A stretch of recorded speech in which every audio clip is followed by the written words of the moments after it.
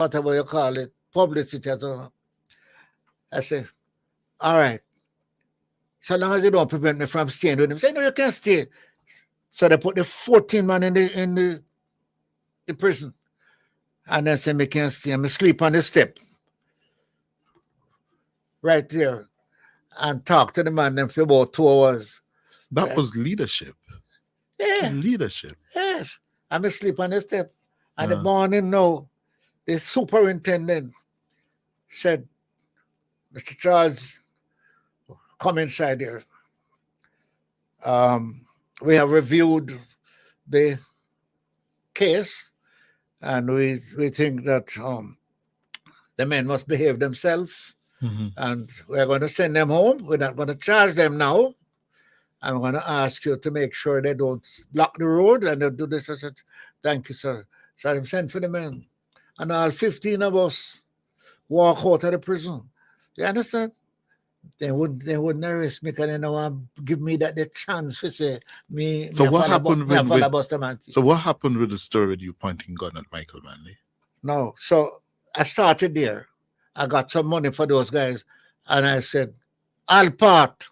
Here I come. Alpart in St. Elizabeth? Alpart in St. Elizabeth. So I went to Alpart and I gathered the workers. So after work, I said, you guys need some better representation. So you were trying to break the stranglehold of the Michael Manley-led NWU in the bauxite alumina industry. Correct. That's correct. Oh. And listen to this. Manley heard that men were signing up with me like bright screen because about 300 people are working at Alpart, you know. And I told them what I could do. What year was this? Cliff, this was... Before he became Prime Minister? Yeah. So it would have been before 72. Yeah, man. He was leader of the opposition. So hear this now. Hear this now. A man named Silent in Dead Note was driving me. And I come around a corner one morning and a car come in. And instead of taking his side, take my side. I said the car bumper to bumper. And 2 men jump out. And I said to myself, I said to Silent, who is in the back like official, you know. And me jump out. And the 2 men them coming after me and me running leave my driver, you know. And me hear one say, shoot him. And he said, why? There one said, why you not shoot him? And there was a deep hole where them dick in the backside before me. Cliff, I don't know if I jump or they push me or how. But I find myself down in the hole 22 feet deep. We go measure it. It was a mining pit. Yes, the mining pit. And you jumped in it. Yeah. And me run out through the tractor walk to go to the mine, right? And my man drive around and me catch a vehicle on the other side and leave them. And then so me come back at town and say, I go back, you know. So the next morning, they arrive back. Come having a meeting in the evening to tell them, say, gunman come. Anyhow, I the first 2 or 3 days after that, but sometime after that, Michael Manley called a meeting, right? Of the workers and PNP supporters who look in job, and maybe JLP are no people too. About 400 or 500 people at a meeting. And listen to this. I heard when Michael said, I am down there with 2 guys, a Rastaman and a guy from around by the place here. 3 of us. Rastaman gone smoking weed and me and the man stand up. And the meeting finished, I heard Michael say to them, unless we get rid of Charles from down here, the company is not going to talk to us. Now, when you tell raving, unemployed, hungry people, unless you get rid of a man, that what you think and them think? You know, tell him, what kill him, you know? No. Anyhow, But you provoke, you incite. Anyhow, I stand up and I see a police jeep coming. So I feel good now. 2 police in the front and two in the cut off back jeep with two long guns. Him coming and stop right behind me. And Michael and the man, them a come down now. So me feel cool. Me jump in the van. The police look at me and say, "You're police? Come out! Get out!" Me look at the man and say, "You know, you always have to come out." So me come out and stand up with my back to the jeep. Luckily they didn't drive off. Michael is now there with about 9 men. 9 officers. I know half of them. And there's a guy named Cookie in his right hand. And him come right up the police jeep, stay behind me, They didn't move. And he come and put me back behind him because me nervous too. Yeah? So Michael come up to me and Cookie said to him have a gun. Tiff, I had just bought a gun about 2 weeks. I didn't even know if I fire it. Have it in my pocket. And Michael look at him. Michael hearing him say, him have a gun, I know, says me, Michael ask him, who have a gun here? And the man take him out of Michael and hand me. I sit in, you see this bump here? Yes. Broke my nasal orbit, mash up the glass in my eye, and me just take left hand, hold the guy, and take out the gun and say, "Pado!" You actually fired? Actually fired. I didn't go to him heart. I shoot him below. But my hand, let's go down the cloid, catch him down behind waist, so. And the crowd run away. Him run with the shot. And the Michael Manley stand up and me hold me and me put the gun right in my face and say, "It's you cause it, And he didn't run. I must tell you something. I love him up to today. He did not step back half an inch. He said to me, "You damn fool, I'm trying to save you." And me run left him. What you laugh about, man? What you laughing? Me run left you. Me with gun in my hand. Me run left him, run him and run to my car.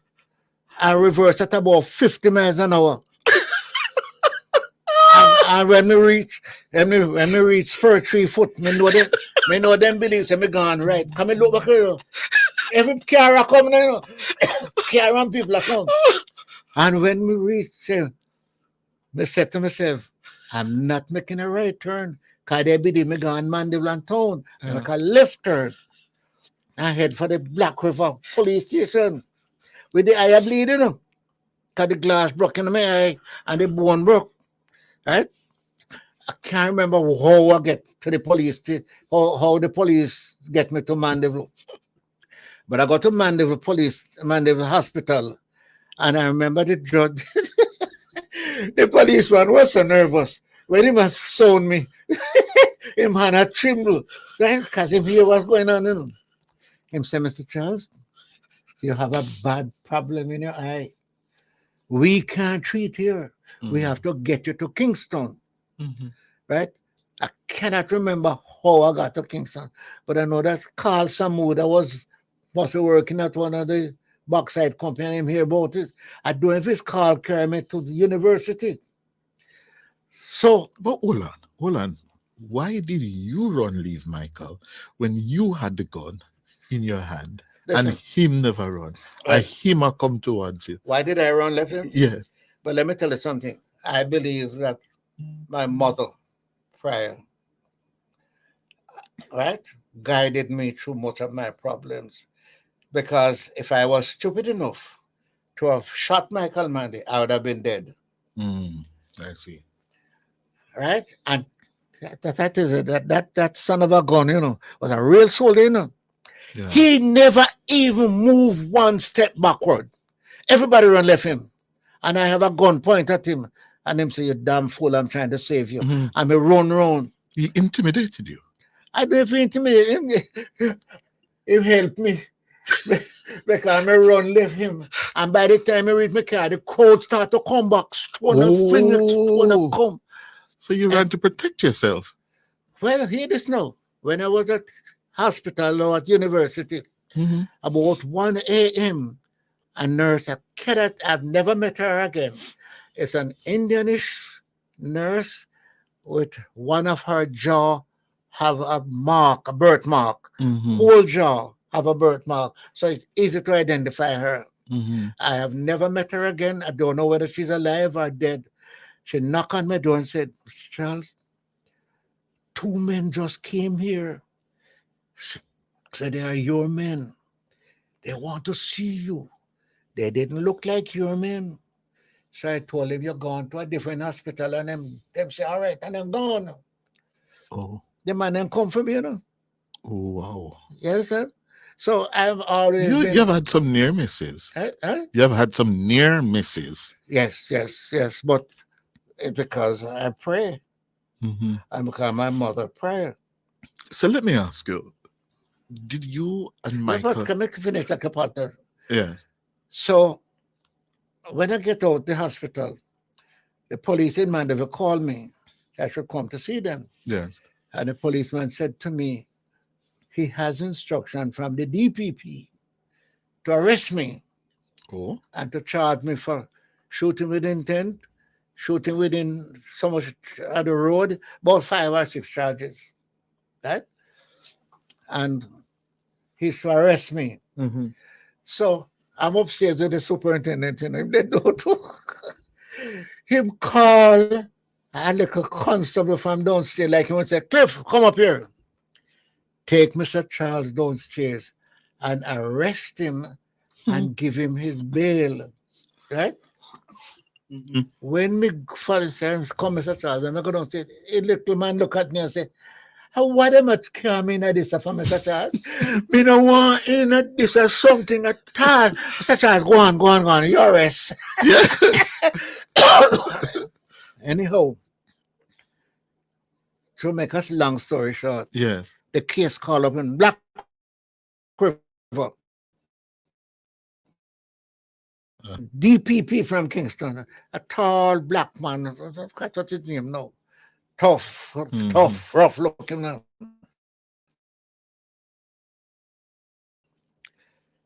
He said, Your Honor, Mr. Michael Manley is here and he's the chief witness, but he has other things, so we'd like to take him first. And Michael said to the judge that I was firing gun and Cookie hit me with a right hand, and you know I'm in boxing. I have never like that and stand up. And the whole courthouse ball out, red joke and this and it's quiet. We are suspending the case for 20 minutes. That's the judge, you know. So everybody have to sit and the jury is coming out. When 2 little older man, they must let out for a long time. One look at me and say, "You ma laugh? You ma laugh after you? You're not guilty of fart." Yes. A policeman come over to him and said, "What did she say to you?" I said, "What are you talking about? What did that woman say to you?" I said, "Are you a police?" I said, "Yes." "Don't you know you're not to speak to a criminal? Don't you know you're not supposed to speak to somebody who's in charge? Don't you know you're not supposed to speak to me?" And him walk away. Anyhow, the final analysis is that the guy, I forgot what the lawyer name know what he's still doing in St. Elizabeth. And the judge said, fast forward, "Mr. Foreman, have you come to, yes, Your Honor. Your Honor, and charge 1, not guilty. Charge 2, not guilty, Your Honor. Charge 3, not guilty. And the 4th charge, Your Honor, he's not guilty either." The DPP got up and said, "Politics!" And the judge said, "Mr. whatever name, I'm surprised at you. joined me in my chambers, and he adjourned the case. So you Me, got off. eh? You got off scot-free. What do you mean, man? What do you mean me get out? We're running out of time, and I need to ask Me you. run downstairs, and my car door open, and whole heap of labor right down there. Me run to the car, and the next stop was Kingston. Me guess what, you know? Yes. Yeah. So let me ask you, Pernell. Did you ever reconcile or, I don't know, with Michael? Did you ever Cliff, talk? do I have a minute to tell you that? Yes. Listen to me. I had a special spot in my heart for Michael Manley. Even after that? Yeah. It's roughness, man. When I was Minister of Public Utilities, one of his top man, forget his name now, anyhow. Howard Harris? Eh? Howard Harris? Howard Harris Mm-hmm. knock on my door, and my secretary said, come in. So we would have me speak to Mr. Charles. It's very important. And she told me, I said, send him in.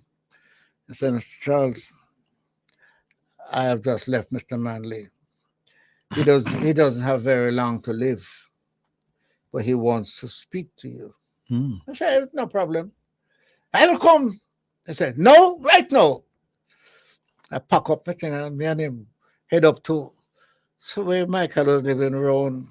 Allardyce. Eh? Allardyce. Allardyce. I don't know if it's Allardyce. It's a nice name, man. Yes. That's where he died. Allardyce. Anyhow, when he knocked on the door and said, Michael, Pernell is here. Michael said, Pernell? Yes. I may go in and say, what, sir? And him laugh. And we give a few little joke. And I said to him, after we talk about woman and joke and laugh, I said, Michael, before I leave, I have to ask you a question. You and I were on the committee for violence, and you still make them lock me up. No, this is detention, no. Mm-hmm. Why take me to detention? He said, listen to me carefully. There are 3 chairs in Jamaica House, 1 for the Prime Minister and 2 over that side. The Commissioner of Police sat in one, and the Brigadier General sat in one. And one of them said to me, Mr. Prime Minister, if you don't allow us to lock up Pernell Charles by Wednesday, we will not allow any police or soldier to go on the street Thursday. And he turned to me and said, Pernell, if you was Prime Minister and that up, what would you do? I said, I'll lock you up. And him laugh. And we all laugh. Because it's a serious person. I mean, So you were such a threat. Eh? You were such a threat to national security. Well, before you get to that, when I came back down to my office, I called you Shearer. Come, I love Shearer, you know. Shearer's the only leader. Shearer never ever gone, you know. I never seen with her go. I said, I went to see Michael and said, you do what? I said, Fudge. I mean, Fudge. Fudge, Howard Harris. Fudge carried me to see him.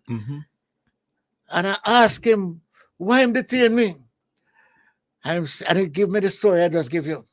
Shearer said, him is a damn liar. I would never lock up my friend, no kind of police and commissioner tell me. A damn liar, I tell. I said, but don't worry yourself, man. But I want to tell you, genuinely, I had an attraction to Michael Manley based on his work and presentation. I even cursed Carlisle Dunkley and them guys who was that make me learn more from Michael Manley than Uno and a funeral boss. Right? Remember when he led down to Airport Road? Leader strike out there? The JBC strike. And Buster said, Leave him. leave him alone. Yeah. Forget that. And then we lie down and the big man, I said, well, we're not arrest him. He said, no. And I leave him. Like, I'm dying for them to arrest him. Yes. Then you Cliff. Well, we have chatted a lot. Yes. We chat too much. Yes. Let's go to the break and come back. My hands were steady. My eyes were clear and bright. For more information, call 876-922-8007 or visit the ministry's website, mlss.gov.jm. The Social Pension Program, caring for our elders. A message from the Ministry of Labor and Social Security, providing opportunity, stability, and social protection. Are you ready to own your car in 2024? Then Educom has got a deal for you. And I just want to say hi to him and ask him if you remember Nathan, the Chief Union Delegate at Caribbean Steel Company. Nathan, do you remember Nathan, Chief Union Delegate where? Caribbean Steel Company at Brunswick Avenue. Caribbean Steel Company at Brunswick Avenue? Yes, man. Yes, man. Yes. Oh? Yes, yes. Hello, Mr. Charles, how are you? He's asking, how are you? Well, my daughters say I'm all right. My son say I'm all right. And my enemies sitting beside me say I am all right. I look all right. I mean, everybody will look, everything look good, you know, but I went at the tennis court this morning, them say I'm all right. You recognize me? Bye. I remember, man. I remember the chief delegate, and I remember you, man. I met you some time ago. Oh, there. Hello? Yes. Your line is going bad, you know. Yes. Hello? I was called to say hi to Mr. Charles because he was my union organizer and I was the chief delegate. Okay. All right. Thanks, Nathan. Thank you. You were telling me a story off air this morning, Pernell. Do we have another caller? Yeah? About Juju. Juju? Who you gave the farm work ticket? Oh, yes. Tell the listeners, listen to this one. Well, you would say I'm a slickster, right? And I would say you have to do some slick things without hurting. And one of the way of breaking up a PNP gang in my constituency was to do something good for them. So I called 3 top guys. One said them no want to see me. 2 said them come. This is in Clarendon. Clarendon. I said, tell me something. What has PNP done for you for the years you are fight for them and fling rock stone and fire gun and battle? That's why you call us, sir. We're not going to give no news. I said, no, that's not why I call you. I've seen you here quarreling with me for years, and you look just as you are. You see those 2 things? Those are 2 farm work tickets. One for you and one for the other one. That one him don't come, so I go and give it to somebody. Cliff, it's years ago, you know. Early this year, I got a call from Canada. Mr. Charles, yes, you remember? But I can say, Juju? No, sir. Yeah, man, chap it on Mr. Fling Rockstone upon you, and you give me a card for go to Canada. Oh, I remember. Oh, I said, well, so I build my house. My wife, all right. I made 2 picnic them. I school them. Thank you, Mr. Charles. If I must tell you the truth, that's compliment of my mother, not me, nor my father. Right? Because when you do good, it will follow you. Yeah. When you do bad, exactly. God help you. You have to pray every day. Yeah. But let me ask you, I get talking. That's right. That's how you word. Don't forget it. A PNP man come to me and say, you're original. I say, of course. You say, of Him course. say, when you give those 2 PNP man that card, I mash up the PNP gang, you know. I say, of course. Then what you think? You think I love them more than I love Labour, right? But I want them to help themselves, but I want them to take out, I want to get rid of them too. And then take it the wrong way. They help themselves, they help their wife, they help their children, they build a house.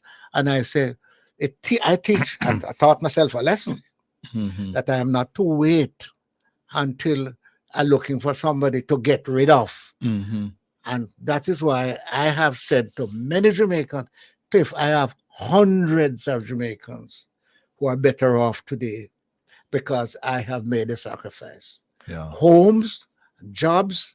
I have some people, I don't want to say it, but full of people go and never come back. I didn't tell them not to come back. And them call me. They want to send things for me. They want to send for me. They want to help me. But the point is, you must always help those who need help. Absolutely. Not all appreciate it. In fact, to be honest with you, no, let me not say this. But we're out of time. Hold on, because there's something I must ask you. In my years talking with you and interviewing you, your proudest achievements are your children. Yes. Tell me why. Because of Gloria. Your wife. Listen, that is a story by itself, you know. For her to have put up with you for so long. Not only put up, I was a flare black boy driving a Buick, and a man invited me to a party, and I have several girlfriends, and I went by myself. And I went in, I saw this woman sit on a chair with a long glass of what I thought was rum and coke. So I went over to her and said, "Good afternoon, ma'am. You know, it's a bad thing for women to be drinking rum and coke at a dance. I'm not having rum and coke, I'm having just a coke." And then the man pushed out his head and said, "Pernell, come here." He said, "Lady, I may invite her, but my wife come. So therefore, I want you to take her home for me later." I said, "Man, the first thing ever do so good." And I chat with her. I don't think we're going on a dance. Right? Yes. But from Crossroad, at time it was 2 to half a tree, you know, and she lived around the back there. And when we come up from Crossroad, coming up, me ask her, said, "Do you have a man?" She said, "I have a friend." I said, "Are you, Involved? I said, "Do you do things?" She said, "Oh no, we're Christians, you know." So I said, "It's a woman like you I want to marry." She said, "Excuse me." And when I drop her down and she coming out of the car, and she told me that, her grandmother's a Seventh-day Adventist like my mother. And I drop her. And I said, "Could I come tomorrow evening and take you for a ride around?" She said, "You could have asked me if you could go to church. You said you're an Adventist." I said, "Yes, I will." She said, "Where do you go to?" She said, "Yes. Church is at 8 o'clock. Me did it from 7. This not 3 hours yet, Not 3 hours yet, Yes. And me take her to church. And the Sunday, me take her to Devon near Macedonia. I sent her. And I'm going to the door. My father was sitting in the living room, and he gave me a wink, man. Not of approval. And then he said, "Mama is cooking." So me go in the kitchen. You know what my mother do? That hypocrite mother of mine hug up the woman and say, "I've been waiting for you." Oh. And I couldn't sit down to just laugh. Well, this is the Christmas night. Christmas night, and I am going to. I got a scholarship to go to a school in London for 3 months. So I leave Jamaica January, February, March. Back in April, and she's at the university up there, So, Horace Russell? No. Horace Russell was a Bishop? Bishop, yeah, Horace Russell from the Baptist Church, yes. It is. So I said, "Horace, you have a girl up there, a nurse, man. Senior nurse practitioner. I want you to check her out for me." Horace said, "Hold on. It can't be Gloria Hanson." I said, "Yes." He said, "You are this 7 man to check her out." Then he said to me, he said, "It's a good girl." I said, "Horace, Pernell, Right. Pernell, it's time for the news. We have to bring you back here. Can you come back here tomorrow? Yeah? Come back tomorrow morning after the news and weather at 12:30. It will be timeline. But you can come back tomorrow morning and join us. All right? Let's go to the news with, is it Tonna Thomas? Yes.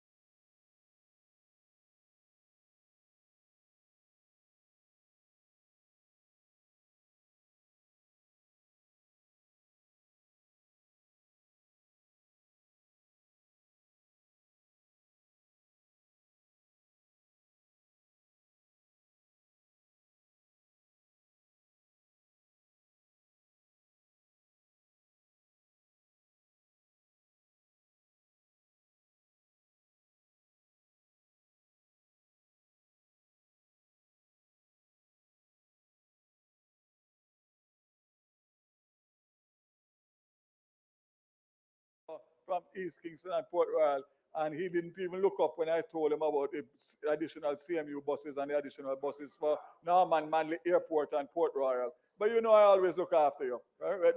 Whether you're hearing or you're not hearing. I know your mind is somewhere else. But but just to say, we are moving in the right direction, and it is beneficial to all of Jamaica. And that is the most important thing. All the commuters and all the routes. And we continue to strive for excellence. Thank you very much. Thanks, Minister. Next, we will hear from the Minister of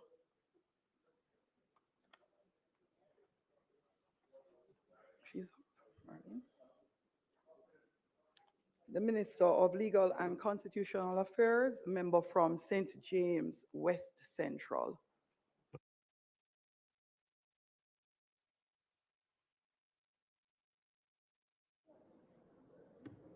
Thank you, Madam Speaker.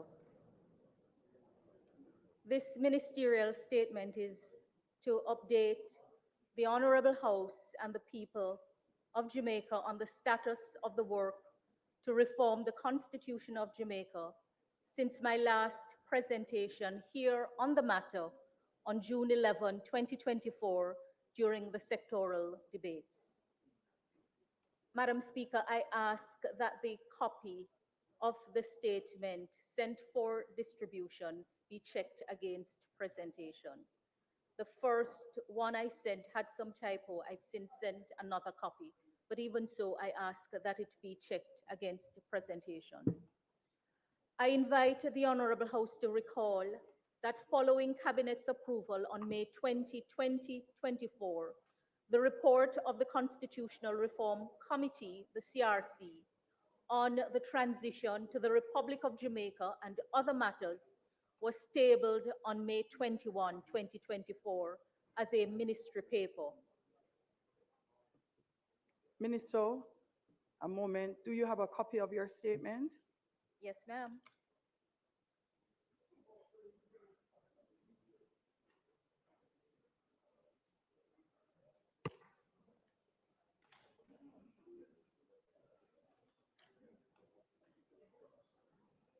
I have sent it electronically, as I have sent it.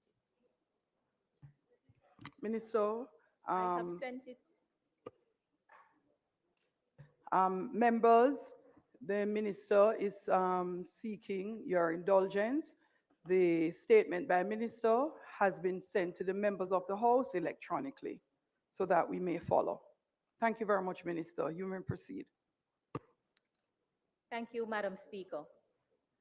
As I was saying, I invite the Honorable House to recall that following Cabinet's approval on May 20, 2024, the report of the Constitutional Reform Committee on the transition to the Republic of Jamaica and other matters was tabled on May 21, 2024 as a ministry paper.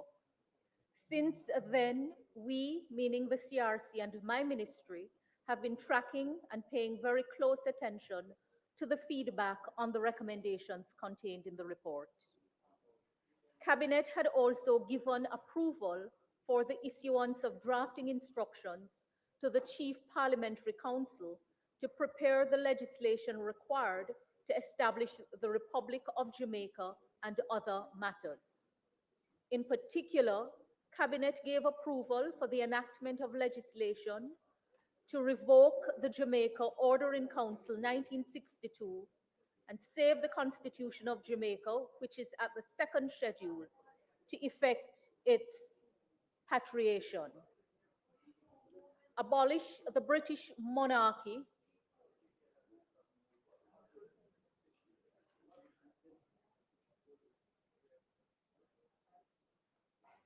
as head of state and replace it with the office of President for the Republic of Jamaica, retain the parliamentary cabinet system, amend the Jamaica Independence Act, amend other associated legislation that may require consequential amendment, amend other related deeply entrenched provisions of the Constitution of Jamaica for which a referendum is required to amend, prescribe the procedure to obtain the approval of electors qualified to vote for election of members of the House of Representatives. In accordance with the approval granted by the Cabinet, drafting instructions were issued on June 24, 2024. The Chief Parliamentary Council dispatched 2 draft bills to the Ministry on July 22, 2024. The first is a bill entitled An Act to Repeal the Jamaica Constitution Order in Council 1962, to provide for the recognition of the Constitution of Jamaica as an act of the Parliament and people of Jamaica, to amend the Constitution of Jamaica to provide for a non-monarchical head of state, thereby establishing Jamaica as a republic, to make other amendments in respect of certain provisions of the Constitution of Jamaica, and to provide for connected matters. This is the Constitution Amendment Republic of Jamaica Bill 2024. The second bill is a bill entitled An Act to Provide for the Votes of Electors to be taken with respect to any amendment of the Constitution of Jamaica required to be submitted to electors pursuant to Section 49, subsection 3 of the Constitution, commonly known as a referendum. And this is the Referendum Bill 2024. Madam Speaker, I further remind the Honourable House that the constitutional reform work is being done in phases. The broad goals to be achieved in phase 1 are taking the Constitution out of its current form as a schedule to the imperial instrument, the Order in Council, and to have it as an act of the Parliament and people of Jamaica. Among other things, the Statute Law Commissioners will be empowered to publish the Constitution of Jamaica, which will be read and construed as one with the amendments made thereto as an act comprising Volume 1 of the Laws of Jamaica.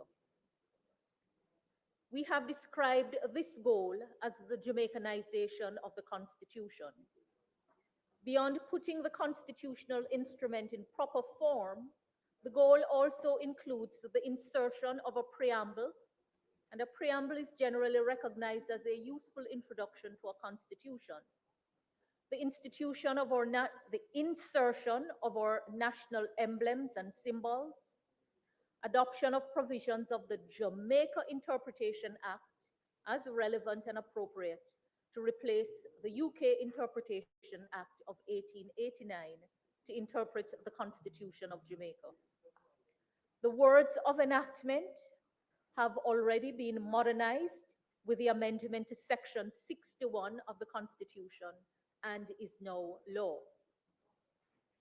Madam Speaker, while the work around this aspect of the reform is largely technical in nature and not easily connected to ordinary day-to-day activities of the man in the street, there is no partisan or other dispute anywhere that I am aware of about taking the required steps to achieve this goal. Within the CRC, the matter has boiled down to a drafting issue on how the reformed constitution will be presented. On this, we will be guided by and large by the draftsman. An expert committee has been established to recommend a preamble for inclusion in the reformed constitution. I invite the Honourable House to recall that the CRC advised in its report that we considered 8 preambles in total, 5 of which were appended to the 1995 report of the Joint Select Committee on Constitution and Electoral Reform, and an additional 3 were received from stakeholders. However, we were unable to arrive at a consensus on the preamble to be adopted, hence the recommendation for the establishment of an expert committee to consider the matter. Madam Speaker, I am happy to advise that this committee of experts was formally established on July 26, 2024, and has had 3 meetings to date. The committee is chaired by Dr. Nadine Spence in her capacity as the civil society representative on the CRC, and is comprised of Professor Kwame Dawes, the 2024 Poet Laureate of Jamaica and a Jamaican novelist, Dr. Joseph Farquharson, a senior lecturer in the Department of Language, Linguistics, and Philosophy at the University of the West Indies Mona campus, and Mr. Frankie Campbell, bassist and manager of the award-winning show band Fab Five. The committee is supported by a secretariat comprising the technical team from the Constitutional Reform Division of the Ministry of Legal and Constitutional Affairs.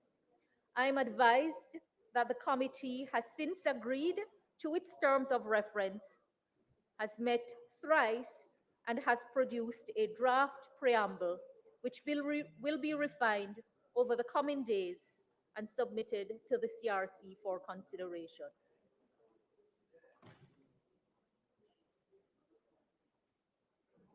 Madam Speaker, the second phase 2 goal, phase 1 goal, let me start again. The second phase 1 goal being pursued and which is addressed in the bill is the abolition of the monarchical form of government.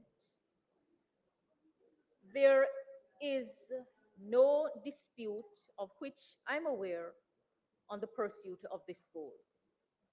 The decision of the cabinet to retain the parliamentary cabinet system was the clearest indication that we were not moving to the executive presidential system.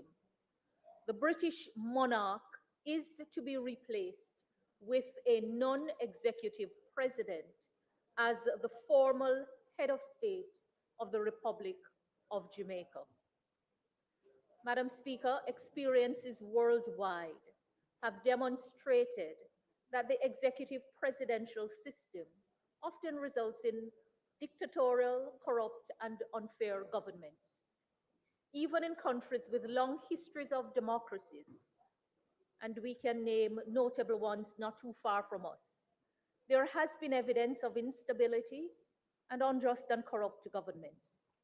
In any comparative assessment of the history of countries throughout the world, countries with parliamentary cabinet systems have been well and better positioned to preserve human rights and achieve democratic stability and economic welfare compared to those with executive presidential systems.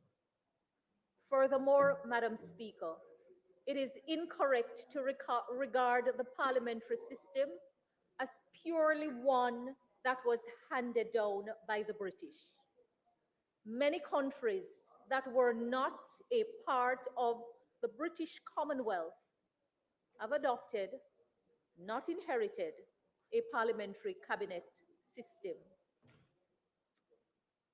The research also shows the tendency of executive presidents to lapse into dictators, and that is well worth noting as the debate continues in some spaces about which type of system, which type of republic. Transition to a non-executive presidency within the parliamentary cabinet system will therefore allow for the preservation of stability and better enable the establishment and pursuit of a more just and equitable society. The recommendation of the CRC regarding the method of appointment of the president contained in its report has been subject to numerous comments and criticisms, including but not limited to criticisms from former Prime Ministers Pattison and Bruce Golding and the Gleaner editorial. House Leader, the member's time for speaking has expired.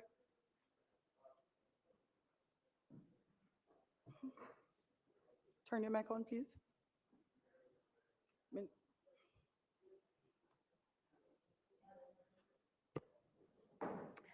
Madam Speaker, I ask that the member be given additional time to complete her statement.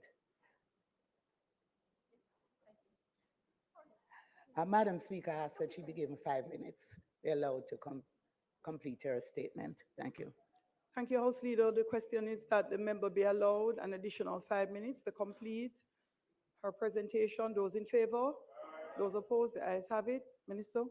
Grateful, Madam Speaker. As I was saying, the recommendation of the CRC regarding the method of appointment of the President contained in its report has been subject to numerous comments and criticisms, including but not limited to criticisms from former Prime Ministers Patterson and Golding and the Gleaner editorial. At the last meeting of the CRC on Wednesday, the 18th, that was last Wednesday, we received presentations from Jamaican for Justice and the Jamaica Coalition for a Healthy Society. They too have added their voice to the feedback. The committee is carefully reconsidering the matter.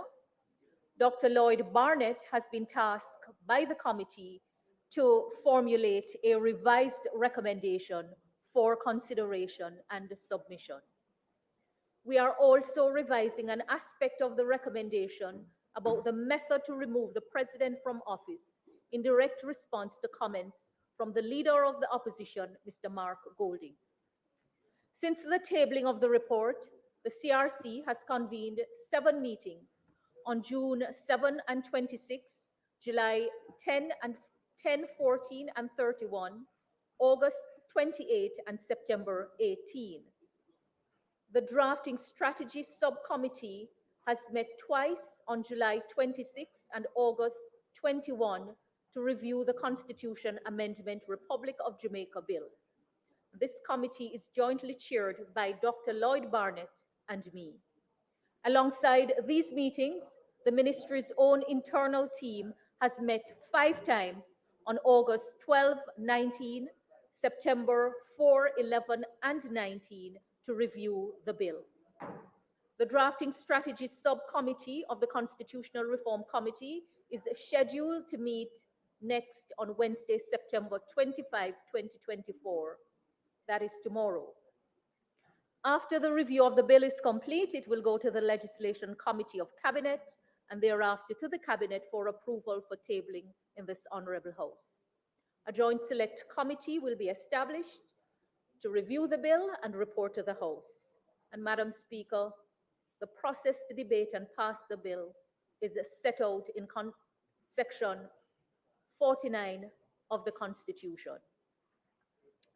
Since the establishment of the CRC and following the tabling of its report of recommendations, my ministry has been working to educate and engage the people. The lack of sufficient knowledge on the Constitution has been repeatedly highlighted as a risk to be managed in order for us to achieve the approval of the people for the change. In my own efforts to manage this risk from my role as a portfolio minister, I have learned something most profound. Although Jamaicans not learned in the law, but even among those who are, do not have a working knowledge or an in-depth knowledge of the Constitution of Jamaica, they know that there is a constitution which is the supreme law of the land.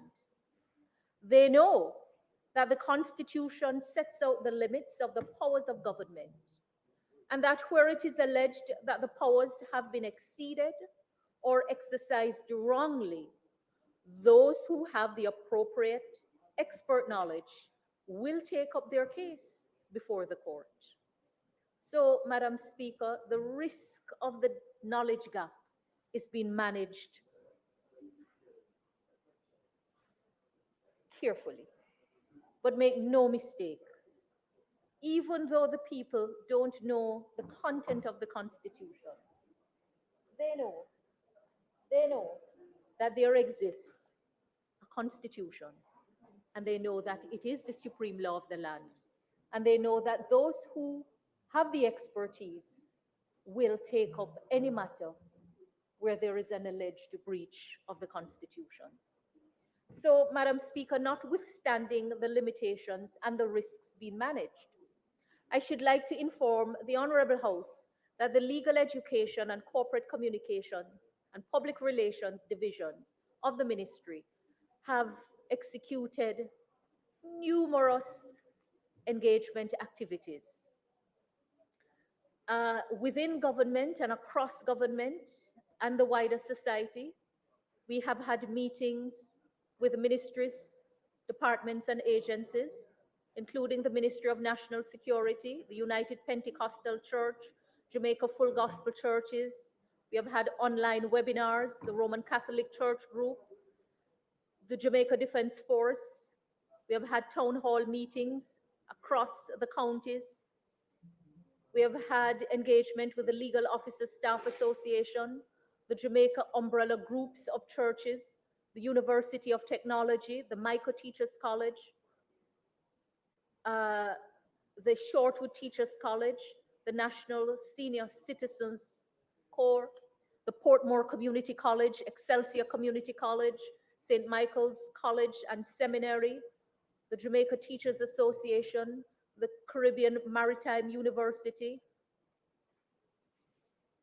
Well, we have had engagements, and engagements are scheduled to come, including with the Caribbean Maritime University, the College of Agriculture, Science and Education, the Monique College, Sigma College of Nursing, community engagement sessions island-wide.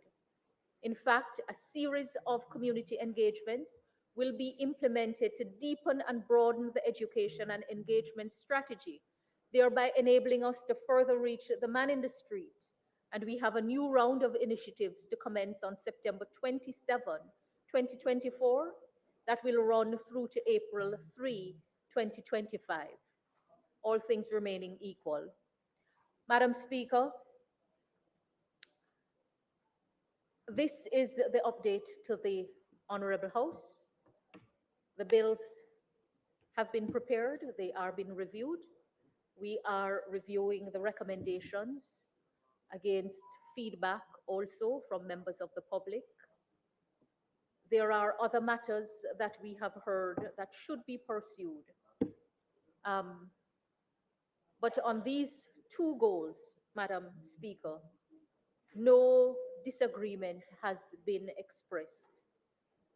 As I take my seat, I remind members of this Honourable House that the reform of the Constitution that we are embarking on is a matter that transcends the side of the House form in government, but it includes the side of the House in opposition, and it also requires the approval of the people. Madam Speaker, as a parliament and as a nation, we have spoken a lot about furthering the goals of independence. The goals can't be achieved all at once, but there has been no doubt expressed on the need to put the Constitution as our supreme law in proper form and to abolish the monarchy as our head of state. Other reforms must naturally follow, but we have to start where there is agreement. And if we can't cooperate on the things that we agree, I don't know how we will cooperate on the things where we have not yet agreed. So I commit to continue to provide periodic update to this Honourable House and to the people on the progress of the work to reform the Constitution of Jamaica. Thank you. Thanks, Minister. Responding will be the member from St. Andrew Western. Thank you, Madam Speaker. I'll be very brief. It's really two questions. My understanding from the update, which I welcome, is that in respect of two matters, the impeachment provision and the appointment of the president, that there is a relook at the recommendation. Is there a group tasked to do that? And now you're actively pursuing that. And in the meantime, a response to the recommendation would be placed in the draft bill for its review before it gets to cabinet. What's the sequence of that? The consideration of those two issues and the review in the draft bill.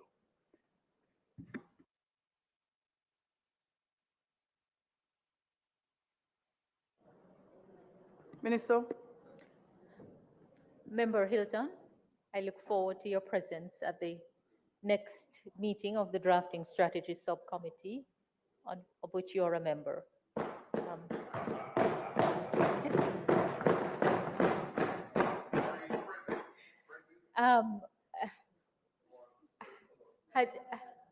Had you been present at last week's meeting of the committee, you would have been informed then that at the end of the meeting, we agreed on 3 issues that will further detain us.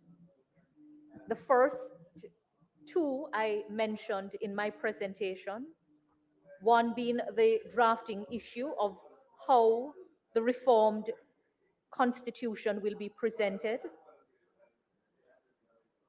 The second, the method of appointment for the president. And the third matter that we raised was whether impeachment provisions for members of parliament and or other officials should be included. The deliberations will continue on the matter.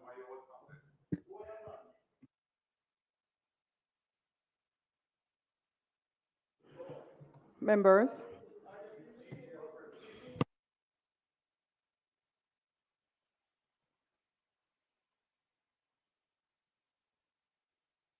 Minister, thank you. I believe you have completed your response.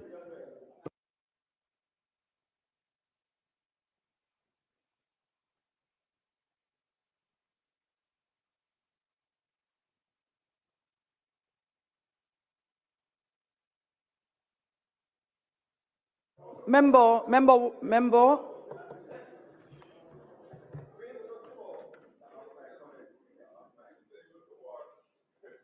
The member from St. Catherine Western, your comment may be off mic, but my ears are work from, oh, you know, Southwestern indeed. House Leader. Yes, Madam Speaker, the next statement would have been by the Minister of Agriculture, Fisheries and Mining, Honorable Floyd Green. He's unavoidably running late, and so I will ask for a recommittal.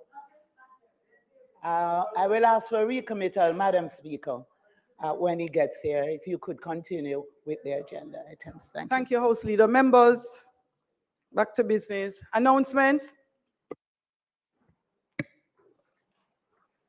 Laid on the table of the House are the following: annual report and audited financial statements of the Development Bank of Jamaica Limited for the financial year 2021-2022. Minister of Education and Youth Progress Report, Transforming Education for National Development. Thank you, Madam Speaker.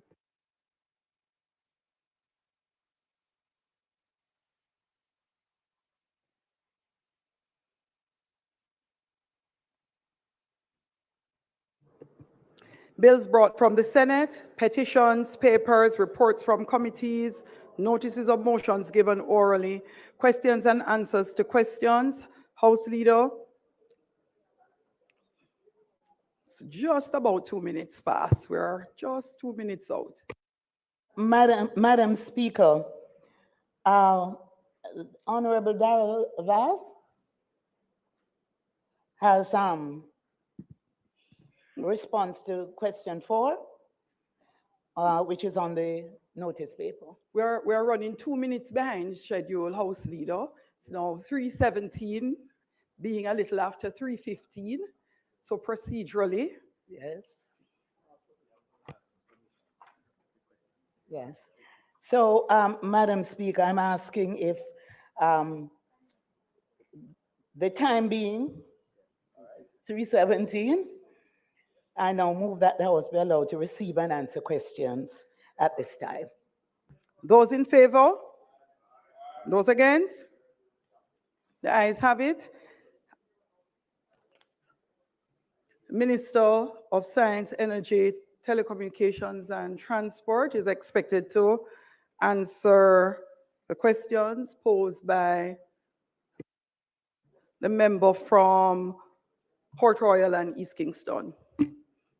Members, East Kingston and Port Royal, members, I hope you appreciate the amendments to the agenda, which also helps with some of the standing orders in following the proceedings of the House.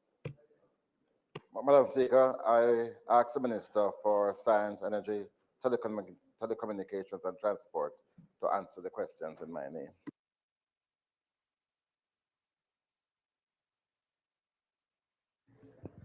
Minister, turn your mic on, please. Thank you very much, Madam Speaker. Responding to questions raised by Member of Parliament, Mr. Member Philip Paulwell, on Tuesday, the 17th of July, 2024. Question A, in relation to electricity, can the Minister state the total amount of technical and non-technical losses experienced by JPS? Response, in the documentation provided by the Office of Utilities Regulation, OUR, it was outlined that in 2023, the Jamaica Public Service experienced technical losses amounting to 7.67% and non-technical losses of 17.91%. Question B, can the Minister state the dollar value of percentage of electricity that is stolen from JPS Distribution Center? Response, in the documentation provided by the Office of Utilities Regulation, it was outlined in 2023 that the dollar value of electricity stolen from the JPS distribution system was US $28,197,648, representing 19.82% of the total electricity distributed.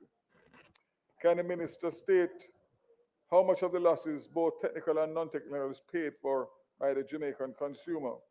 In the documentation provided by the OUR, it was outlined that the Jamaican consumers bear the cost of both technical and non-technical losses of part of their electricity billing under the following components. 1. Technical losses. Consumers cover the extra fuel costs incurred due to technical losses through the fuel charge. B. The extra operational and maintenance expenses resulting from technical losses are included in the non-fuel portion of the bill. 2. Non-technical losses. The cost of non-technical losses related to fuel is recovered through the fuel charge, which is passes the fuel cost to the consumer, adjusted for any change in the heat rate. And B, the costs associated with non-technical losses are recouped through the energy and demand charges, which are adjusted annually based on JPS's performance in the previous year. Question D, what plans are in place to reduce the amount of theft of electricity? Response, the ministry is currently in the process of securing the Cabinet's position and directive to address and implement strategies aimed at reducing electricity theft. Our plan is structured among 4 key pillars designed to reduce non-technical losses at the macro level. Empowerment, focusing on providing communities with the tools and resources they need to acquire legal electricity, making it more accessible and affordable for all. Enforcement, strengthening legislation and regulations to effectively deter electricity theft, which with an emphasis on improving monitoring and penalties for non-compliance. 3, energy efficiency, encouraging the use of energy efficient appliances and removing access to inefficient lighting for incandescent bulbs to reduce overall electricity demand. 4, communication, building stronger relationships and trust between key stakeholders with the goal of shifting the culture away from non-payment and illegal usage towards responsible and payment compliance. At the micro level, the ministry plans to undertake detailed analytical assessments to accurately quantify non-technical losses at the medium voltage feeder level, targeting specific communities with historically high non-technical losses. The data will inform tailored technical solutions specific for each high loss area, allowing for a more precise and effective reduction of electricity theft. Thank you, Madam Speaker.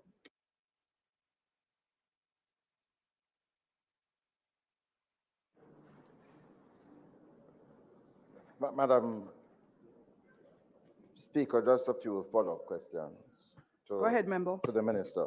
Minister, in relation to question 3, which states that can the Minister state how much of the losses is paid for by the Jamaican consumer?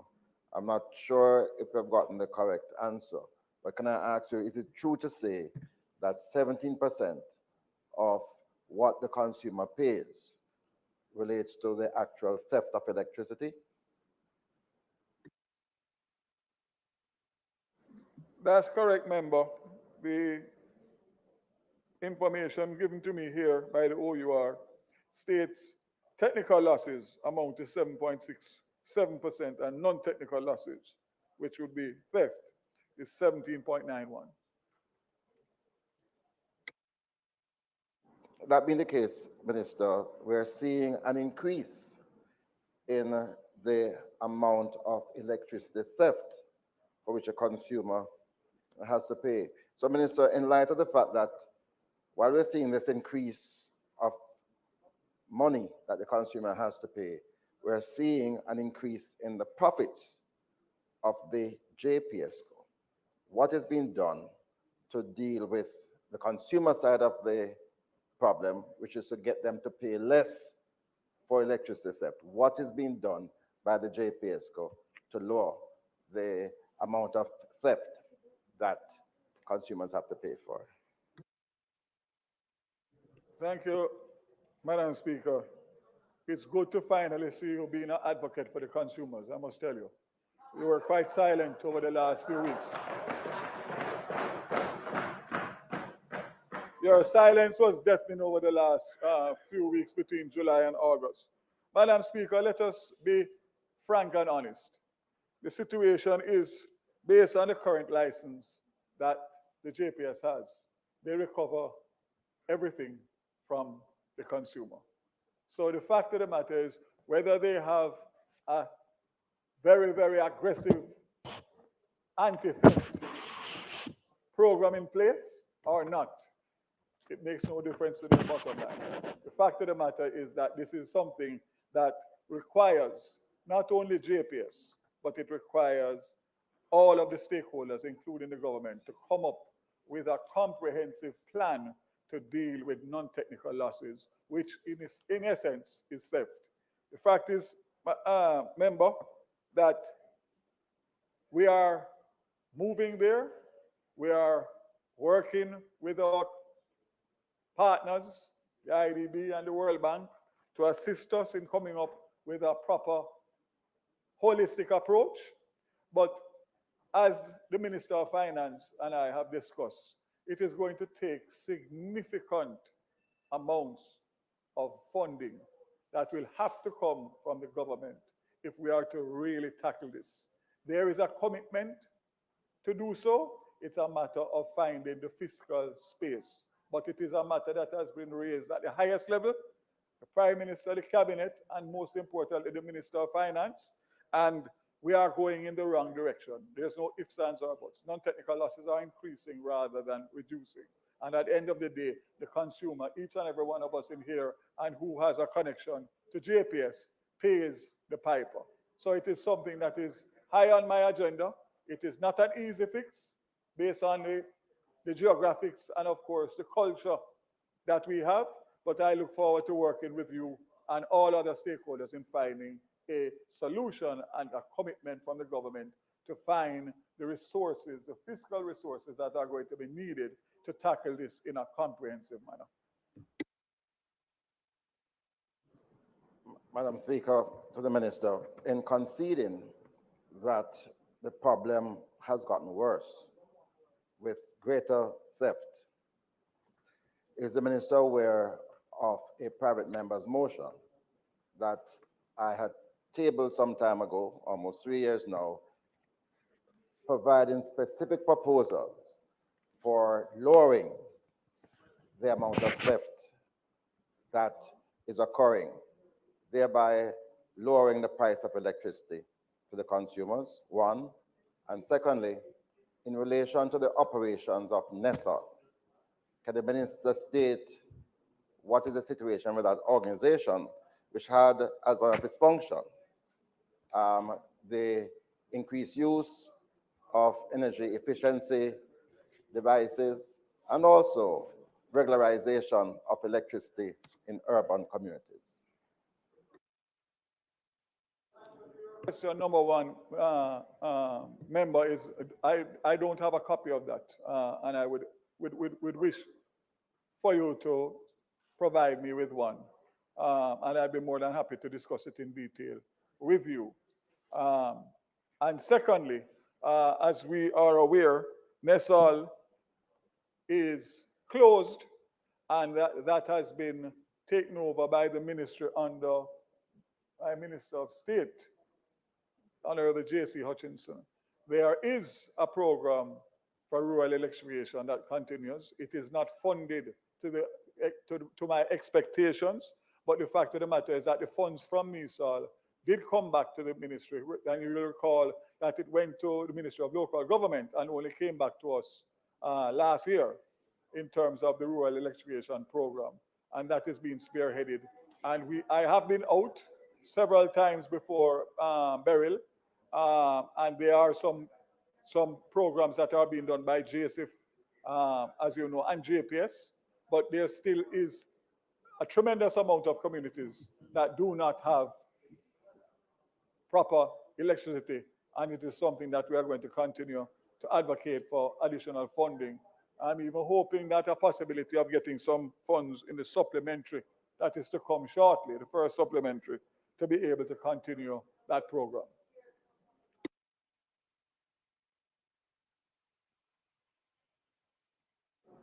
Madam Speaker, the minister says he's not aware of the private member's motion. It's actually number 8 and was tabled on the 27th of April, 2021. 2021. And it appears here every week when we meet. And this shows a commitment to lowering the price to the consumers. But, Madam Speaker, going back to the question of NESOL. NESOL wasn't about REP. It was about urbanization, regularization of electricity theft. And you're saying that is no longer your responsibility? Pardon? Oh, it is back in your ministry. So it's quite rightly to ask you, because last week we did receive on the Cabinet's report a new board for NESOL. So are the funds in place for NESOL to operate as an entity, and where are they located?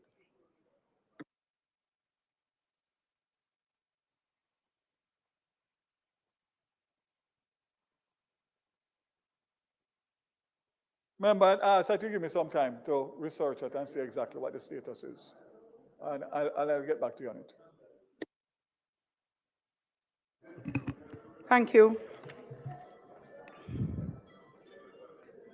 Motions that may be made at the commencement of public business requiring notice, motions relating to the sitting of the House, motion for leave to introduce bills, presentation of bills without leave of the House first obtained. House Leader? Deputy Speaker? Madam Speaker, on behalf of the chairman of the Private Bills Committee, I now move to introduce and have read a first time a bill shortly entitled the International Church of the Foursquare Gospel in Jamaica, Incorporation and Vested Act 2024.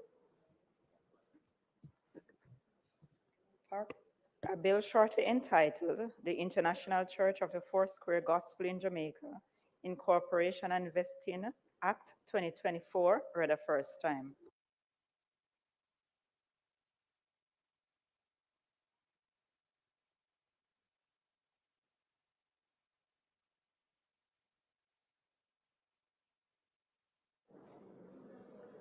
Madam Speaker, I beg to give notice of a second reading of the bill. Clerk.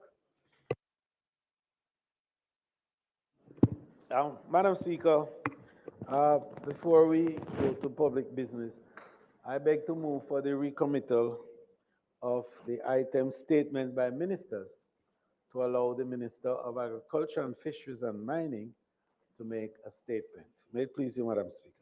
Thanks, House Leader. Those in favor? Those against, the ayes have it. Next, we will hear from the Minister of Agriculture, Fisheries and Mining, the member from St. Elizabeth Southwestern. Minister. Thank you. Thank you, Madam Speaker. I have circulated some copies. I've also sent the electronic version to the leader of opposition business, Member Paulwell, so he can share the electronic version as well. Madam Speaker, members of the House, today I rise to provide another comprehensive update on our ongoing Hurricane Beryl recovery program, a strategic initiative aimed at restoring Jamaica's agricultural sector, which suffered significant damage following the passage of Hurricane Beryl on July 3, 2024. Madam Speaker, since Hurricane Beryl, I have visited some of the hardest hit areas and witnessed firsthand the devastation that our farmers and communities have endured. From Bog Hole in northern Clarendon, where I journeyed through with Member of Parliament Sibley's, to parts of South Manchester, where I journeyed with Member of Parliament Chin, to multiple communities across my own Southwest St. Elizabeth. I've seen devastated crops, destroyed greenhouses, and farmers facing uncertain futures. In those moments, it became clear that we had to act swiftly. And the team at the ministry, alongside our partners, wasted no time in launching a coordinated response. From the onset of this recovery effort, our objective has been clear: to revitalize production, rebuild infrastructure, and provide the necessary support to our farmers so that they can return to their livelihoods and strengthen the resilience of our agricultural sector. Today, Madam Speaker, I'm pleased to report that through the decisive action of this government and the resilience of our farmers and our officials, we are well on the road to recovery. Madam Speaker, everywhere I've been, the indomitable spirit of the Jamaican farmer has stood out.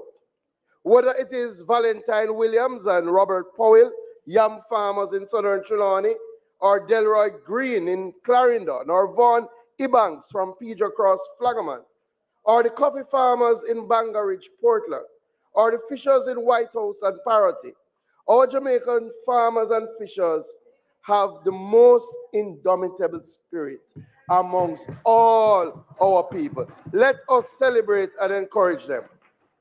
Madam Speaker, I'm pleased that the government was able to allocate an additional $1.4 billion towards Hurricane Beryl recovery program.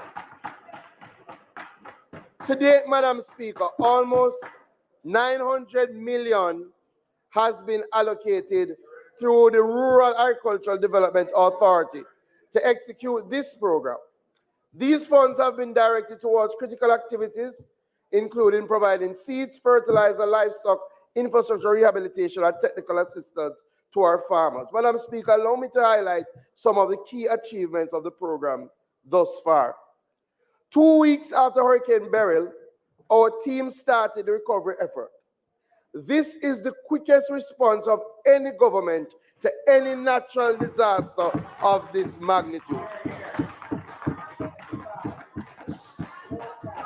So far, Madam Speaker, we have successfully replanted 630 hectares, which is 1,557 acres of land, with essential crops, including cabbage, tomato, lettuce, sweet pepper, cucumber, and watermelon. Madam Speaker, having stood in fields that were once barren, seeing them now green and growing again, once again is testament to the resilience of our farmers and the quick action of our teams. From our most recent assessment, 14,370 farmers across the parishes of St. Elizabeth, Manchester, Clarendon, St. Catherine, Westmoreland, and St. Anne have benefited directly from RADA through this program. Over 10,000 packs of seeds, with the focus being on cabbage, tomato, sweet pepper, which account for about 40% of the 10,000 packs, has already been distributed. We've also focused on watermelon, cauliflower, and cantaloupe. Madam Speaker, over 6,500 bags of fertilizer have already been distributed, again focusing on some of our hardest hit parishes. Additionally, given the critical role of yams, cassava, hot peppers, and papayas in the local food supply, efforts have been focused on the provision of land preparation support, distribution of fertilizer and pesticides to aid in the restoration efforts. Minister, as much as the banter is appreciated, members, please, I would like to hear the presentation of the minister. We can't overdo the heckling because it distracts from us being able to hear the presentation. And particularly the member from North St. Catherine North Central, from St. Catherine North Central, Member Dieter Garvey. Madam Speaker, we have also focused, Madam Speaker, on training sessions. Training sessions on best practices for post-disaster crop recovery and resilient farming techniques, which were conducted in almost all of our major production areas. Madam Speaker, the reality, having spoken to farmers who were unsure if they would be able to ever plant again, now thanks to the seeds, fertilizer, and technical support, they are back out in their fields. But Madam Speaker, Madam,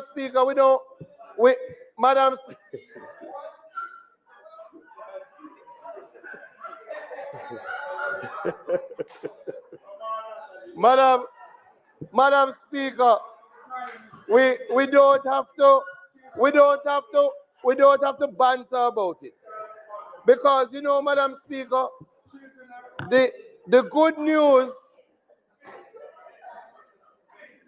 news, Madam Speaker, is that our efforts have already begun to bear fruit.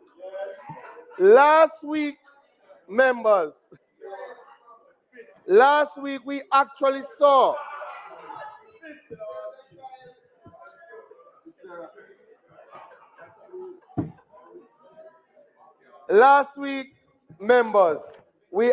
saw the re-emergence of some of our local vegetable lines on our market shelves.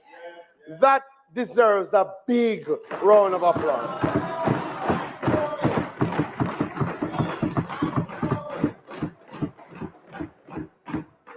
Madam Speaker, we expect the recovery to continue at pace, and we expect to reach or even surpass pre-hurricane levels within the next 6 months. Importantly, we have introduced high-quality disease-resistant seeds, and with these efforts, we expect to reduce losses from pests and disease outbreaks and increase crop yields and improve resilience.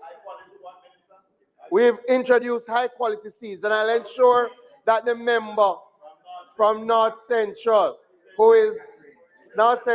Catherine, who is demanding some seeds,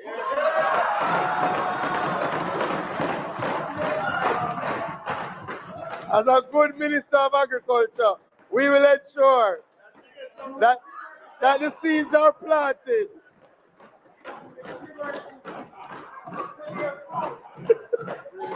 Madam Speaker, the banana and planting industry. We talk about banana now. The banana and planting industry, which contributes over over 13 billion Jamaican dollars annually to our economy, was severely impacted by Hurricane Beryl. Detailed assessments reveal that approximately 64% of the crops in production were damaged, translating to over $1.8 billion in terms of losses and the need to resuscitate some of our crops to achieve normal levels of production. Madam Speaker, I'm pleased to report that we have already distributed $40 million in support of our banana and plantain farmers, providing them with much needed fertilizers to rejuvenate their crops. In fact, we would have started this program in Central St. Mary with the member who was there, well, on the border of Central and Southeast St. Mary. And we had representatives from Dr. Guy's office and from Dr. Dunn's office, where we handed out some fertilizer to our banana and plantain farmers. In fact, already 2,490 affected farmers with an established crop area of 2,340 hectares have achieved some support. Madam Speaker, we have allocated, Madam Speaker, an additional $38 million to the banana board. So they have already distributed 40 million, but we've allocated an additional 38 million. This came out of our meeting, Madam Speaker, where we found that the 40 million would not carry us far enough to the small banana farmers, those who operate on less than 0.2 of a hectare. And we are leaving out none of our small farmers. So this 38 million will be distributed through RADA in collaboration with the banana board, and will target some of those small farmers in places like Northern St. Elizabeth, South St. James, St. Mary, all our banana planting areas. To mitigate storm risks, the banana board continues to provide technical support and also to implement the Banana Industry Catastrophe Fund with the support of the European Union. Madam Speaker, in 2024, 79 farms covering 767 acres were registered under the Banana Catastrophe Fund. Of these, 73 farms, consisting of 563 acres, suffered catastrophic damage, which is damage exceeding 50%. At the recent meeting in July, the Banana Catastrophe Fund Oversight Committee approved the recommendation to compensate 73 farmers to the tune of $11 million. Each farmer will receive fertilizer sufficient for one 6-week cycle of fertilizer application. This is a testament, Madam Speaker, when you have policies that are far-reaching and forward-thinking, such as the Catastrophe Fund by the Banana Board, persons won't only have to depend on the government to provide support. And I want to commend the Banana Board and the banana farmers for taking this initiative. They deserve a round of applause. Madam Speaker, our greenhouse farmers suffered significant loss. We have already procured 27 million. House Leader, the member's time for speaking has expired.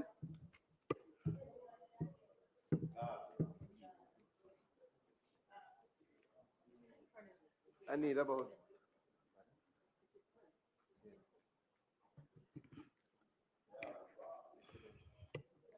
Madam Speaker, the member is requesting an additional 10 minutes to complete his presentation.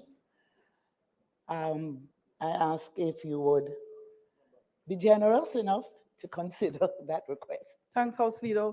House, the question is that the member's time be extended by 15 minutes to allow for completion of his presentation. Those in favor? Those against? The ayes have it. Thank you, Madam Speaker. Madam Speaker, recognizing Minister, the importance. You are always going to get the benefit of the House when respectfully you provide the statement so that the members on both sides of the House are able to follow, and that does allow the members to have an appreciation for how long it will take you to complete. And so, Minister, thank you. This is a practice we hope will continue. Lesson well learned, Madam Speaker. Don't worry, I have it for you. Madam Speaker, recognizing the importance of protecting agriculture, we've already procured $27 million worth of material, including plastic, antiviral netting, and shade cloth. Distribution for the greenhouse farmers in the hardest hit parishes will commence next week. An additional $55 million is currently in procurement for additional material. Already, Madam Speaker, 35 greenhouse farmers have benefited from 1,250 bags of fertilizer, potting mix, and vegetable seeds. Furthermore, I'm pleased to announce that the Inter-American Institute for Cooperation on Agriculture has committed $3.1 million in greenhouse materials, further bolstering our efforts in this crucial area. Members of the House, our farmers are not just recovering, but they're becoming more resilient. In addition to crop recovery, we have placed a special emphasis on the livestock sector, which was equally devastated. Again, I recall visiting livestock farms where the loss of animals were overwhelming. But in response, we have acted decisively. We have already, Madam Speaker and members, started distribution of broiler chickens. And I've provided a table in relation to our breakdown because we are looking to distribute 57,600 broiler chickens to replace the losses suffered across our parishes. In fact, we've earmarked a percentage for St. Elizabeth, Manchester, Clarendon, all parishes, but it's based on the level of loss. Already, 833 livestock farmers have benefited from these interventions. Furthermore, we have a program, members, about $26 million has been allocated because not only did our chicken farmers lose their chickens, a number of them also lost their infrastructure, their chicken houses. And as such, for the first time, we will not just be focusing on providing chicken. We will also be helping them in building back their chicken houses. So, Madam Speaker, we have earmarked $26 million to help provide infrastructure support such as shelters and feeding systems for our livestock farmers. Madam Speaker, our dairy farmers have already received 20 tons of feed and about 30 relief kits, which consist of recovery medicine for animals and cleaning agents. We're currently repairing the infrastructure, milking parlor infrastructure for 3 farmers. But when I went into the field and I was distributing some of these recovery kits and I spoke to our dairy farmers, what they highlighted, Madam Speaker, is that while they didn't suffer a lot of animal loss, they suffered significant loss from not having electricity for an extended period.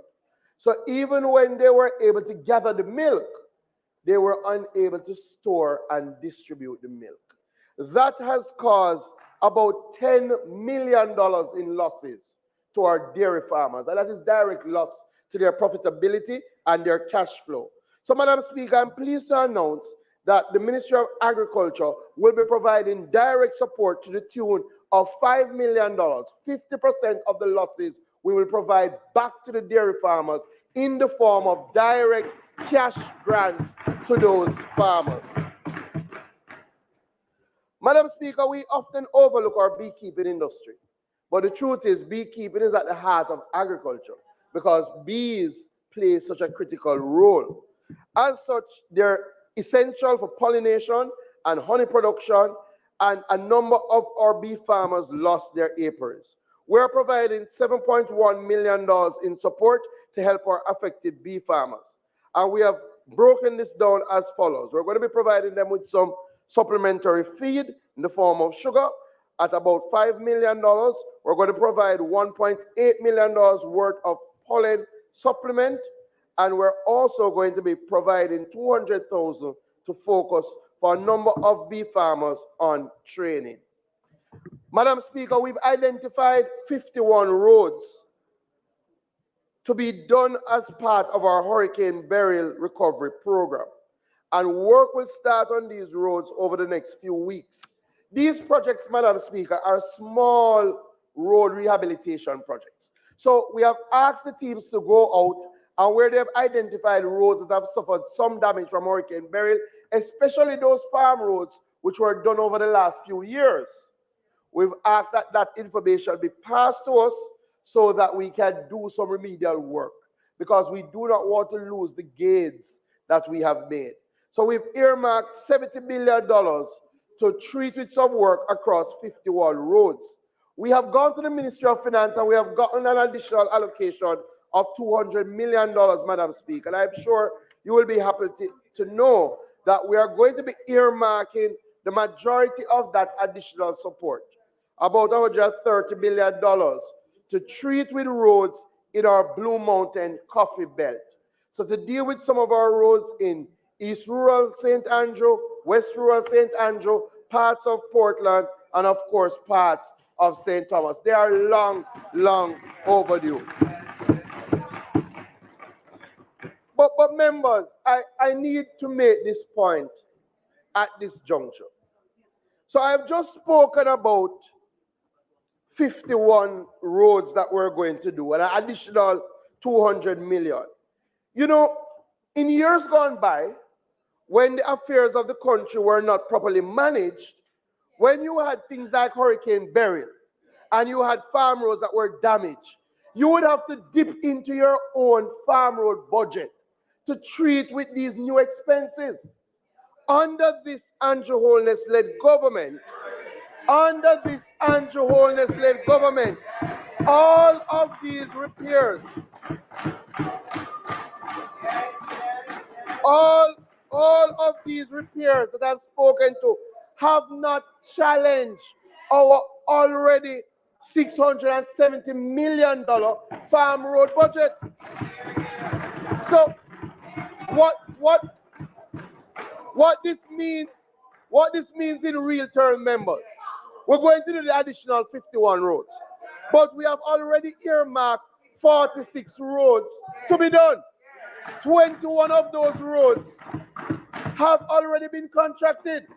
So as we are in Parliament speaking now, from our original farm road program, roads are being done in Touchwalk to Norwood, in St. Anne, right?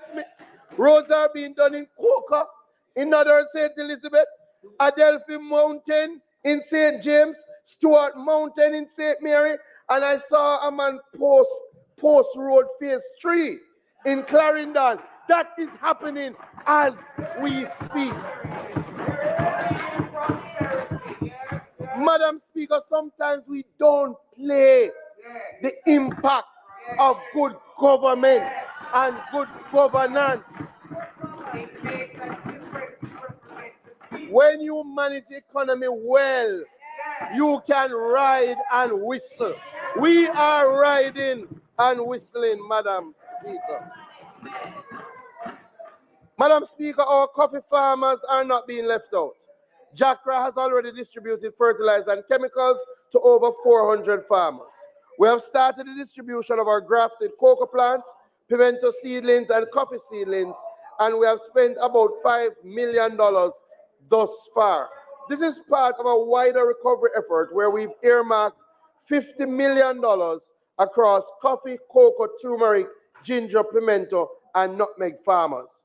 Madam Speaker, in response to the challenges posed by Hurricane Beryl, the sum of $57 million, $7 million of which was contributed by the private sector, has been put towards a comprehensive land preparation assistance program to provide tillage and land clearance support to farmers. Again, a number of our farmers were unable to go back out into their fields because they needed some support to clear those fields. To date, over 190 hectares of land has been prepared, benefited 480 farmers across major parishes of St. Elizabeth, Clarendon, Manchester, Westmoreland, Trelawney, and St. Catherine. Madam Speaker, again, food security has been brought into sharp focus by Hurricane Beryl. Everywhere you go on the road, old and young are now recognizing how important it is for every household to grow some food. As such, Madam Speaker, I spoke about it in my sectorial earlier this year, and I'm pleased to announce that we will start the Urban Harvest Program come next month. Under that program, Madam Speaker, we will be distributing 3,000 backyard gardening kits, especially across our urban centers, to ensure that we are focusing on food security. Additionally, we will be for the first time distributing 250 vertical farms. We are going to be going into distributing vertical hydroponic farms. They can be indoor or outdoor because we have to embrace the technology in relation to food security. This application process will commence in October. It will be technology-based and on a first-come, first-served basis. And of course, the selection criteria will be communicated. I will also let the urban MPs know that we are going to be embarking on an urban chicken rearing program under the urban harvest to again build back up our poultry sector. Another area, Madam Speaker, we lost about 890 hectares of fruit trees during Hurricane Beryl. As such, Madam Speaker, we need to embark on a massive fruit tree replacement program.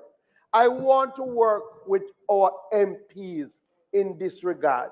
And I'm now throwing out the challenge to MPs to come up with some fruit tree planting initiatives. I have allocated 30,000 fruit trees to be distributed among members of Parliament. We are going to do it first come, first serve. So I'm saying MPs, identify an area in your constituency, reach out to us. We will provide you with the planting material and the technical support. Let us start planting our fruit trees again. Madam Speaker, as I am closing, I want to thank the private sector and our international partners that have come forward to support our recovery initiatives. To date, the ministry has received $81 million in cash and kind from these partners, with an additional estimated $40 million of direct input support that have been provided to the sector. The recovery efforts have been bolstered by the generosity of our partners, including donations from FirstSun and Hypro, 2,000 bags of fertilizer from FirstSun, 230 bags from Hypro. Those have been really invaluable in replenishing soil nutrients on recovering farms. Madam Speaker, our fisheries sector has also received support. Hurricane Beryl affected about 11,233 fishers island-wide, with more than 67 fishing beaches suffering damages estimated to cost in excess of $221 million. We have distributed $29 million in disaster relief to over 580 fisher folks across the island. This includes vouchers for the purchase of fishing gear and assistance with repairing cooperative buildings. Specifically, Madam Speaker, we have done distribution in Westmoreland, White House, in Scotts Cove, in Portland Cottage, in St. Thomas, in St. Catherine. We have provided $700,000 to the Half Moon Bay Fisherfolk Cooperative in Hellshire in Portmore, for them to repair their cooperative building. Madam Speaker, let me take this opportunity to recognize the invaluable support of the Sanders Foundation, which has donated $2.5 million to the fisheries sector, including 62 1.5-inch mesh wire panels to Rocky Point, 23 to Portland Cottage, 62 to Parity, 92 to Great Bay. Additionally, the NCB Foundation and Rainforest have earmarked $10 million for fisheries beach development. That deserves a big, big round of applause. The Breads Foundation in St. Elizabeth has also helped with 120 fisher folk receiving wire and nets from the Breads Foundation. Madam Speaker, we have already distributed $150 million to our members of Parliament. 100 million around agriculture, 50 million around fisheries. Again, that distribution has been based on the extent of damage that was suffered under Hurricane Beryl. Madam Speaker, as I close, an analysis of our food prices indicates that while some crops such as tomatoes and certain varieties of sweet peppers saw significant price increases due to supply disruptions, others like lettuce, carrots in the weeks following the passage of hurricane experienced price stabilization. However, I'm pleased to report that some staples such as cucumbers, watermelons have maintained some stability, and we have, Madam Speaker, intervened. So we have looked at helping our farmers come back, and we've also allowed traders to tap into external sources to provide that stability. So the ministry has implemented targeted interventions to support our farmers, enhance crop resilience, and improve supply chain efficiency. These measures, combined with the natural recovery of our agricultural lands and the dedication of our farming community, give us the confidence that we will see a return to more favorable and stable prices and affordability for all Jamaicans. Members of the House, this recovery is not just about numbers. It's about the people whose lives have been disrupted by a disaster. It is about the farmers and the fishers who are the backbones of our economy. They have shown tremendous resilience in the face of adversity. And I know there is still a lot of ground to cover. But I really want to thank the teams at the Ministry of Agriculture and Fisheries, especially the team at RADA and the National Fisheries Authority. They have been out providing technical assistance, ongoing support, training initiatives, and helping our farmers and fishers prepare for future climatic shocks. Madam Speaker, in closing, I'm pleased to report that the Hurricane Barrel Recovery Program has made significant strides in stabilizing our agricultural sector. While there is still work to be done, the progress thus far is encouraging, and we are well on our way to restoring agricultural productivity to pre-hurricane levels. This program not only supports immediate recovery, but strengthens our overall resilience for the future. As we approach the Yuletide season, traditionally a period of increased demand for fresh produce, the outlook remains positive. We will continue to pay attention to all areas of